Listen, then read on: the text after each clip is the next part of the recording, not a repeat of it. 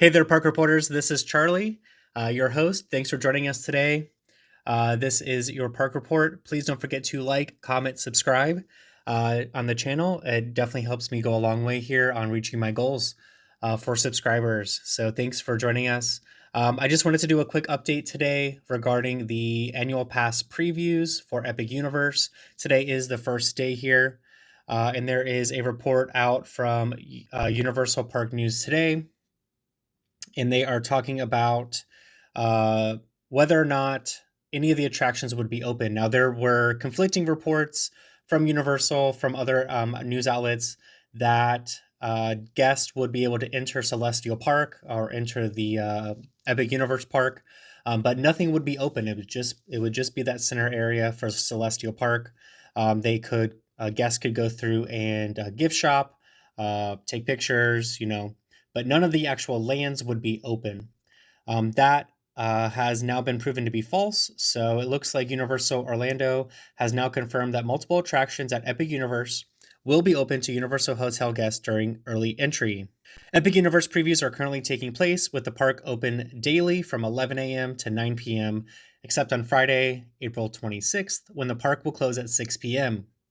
Guests staying at the Universal hotels, including Universal's Helios Grand Hotel, are eligible to enter Epic Universe 1 hour early at 10 a.m. It looks like a vacation team member at the Helios Grand Hotel confirmed that despite the early entry, no rides will be running at that time. Universal, of course, has now said that this was a miscommunication, as there will be rides open during the early entry. Now, those rides, and this is what was previously reported from various outlets and also reported by Universal themselves, is that the Stardust Racers Super Nintendo World would be open, and that includes Mario Kart Bowser's Challenge and the Minecart Madness, and also Yoshi's Adventure. So those would all be open during early entry, which is great. Now, Epic Universe previews for annual pass holders and other select groups are taking place from April 16th through May 8th of 2025. 5 preview days have already sold out at the time of this recording, and then of course, this is actually good news coming out from Universal. Unfortunately, there has been some misinformation reported by not only the park but also various media sources. So it's kind of been a sticky situation. But I'm glad that Universal has at least come out and try to clear the air there. So the other bit of news here from UPNT, of course, Universal Park News Today. They mentioned virtual line return times for Harry Potter and the Battle at the Ministry have now been released throughout the day. So previously it was reported by Universal that particular virtual line queue return times would be available or would be dropped at certain times of the day. And this was posted on a sign. So those were 12 p.m., 3 p.m., and 6 p.m. And then a new sign was posted, and the sign read, "A virtual line return time is required to experience this attraction, and a standby line will not be offered. New return times will become available throughout the day." So that verbiage of regarding the actual particular times, those were removed.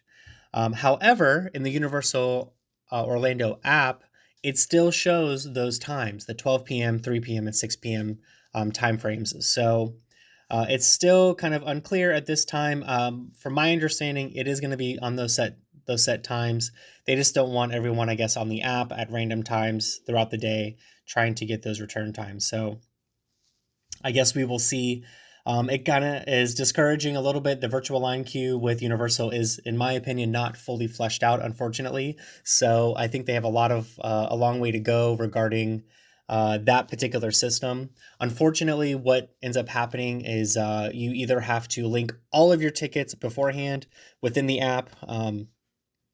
With this being a team member, I'm sorry, with this being a annual pass preview, what that's going to do is if your annual pass is linked to, let's say, your individual app, you're going to have to call guest services and unlink it and then have it linked to a new I guess, to one particular person in your party that is going to handle these virtual queue reservations. So it kind of takes away from that. Now, the one good saving grace here is that park entry is not reliant on your ticket anymore in your app. So you can actually just use your face, and it should be okay. But it's just kind of a pain, another pain point that guests have to go through, that these annual pass holders have to go through to get the virtual queue. So hopefully, from what I've seen online, there has been multiple opportunities, of course, to get the virtual line. People have written it. There's already been a on-ride point of view released, so that I did see that on TikTok today. So yeah, that's pretty much it at this point. More to come, of course. You know, the park is beautiful. I will be joining the park very soon, enjoying that park as well with my friends coming up here. So very excited for that. That's going to be it today for the park report. I hope you join us in. Don't forget to like, comment, subscribe. Hit the notification bell for future updates. And this has been your park report.